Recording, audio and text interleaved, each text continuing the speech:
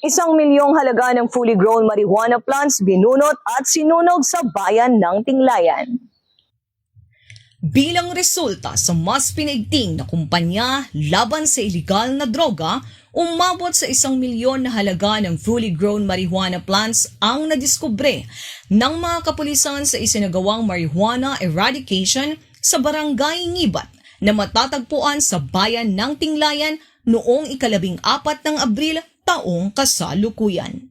Naging matagumpay ang nasabing operasyon dahil sa pagtutulungan ng Tinglayan Municipal Police Station, 2nd Kalinga Provincial Mobile Force Company at Philippine Drug Enforcement Agency. Ang mga marijuana ay naidokumento, binunot at sinunog sa mismong lugar. Ang matagumpay na operasyong ito ay nagtatampok sa patuloy na pangako ng mga ahensya ng kapulisan na labanan ang mga iligal na aktibidad ng droga sa rehiyon para sa mapayapang pamayanan tungo sa bagong Pilipinas.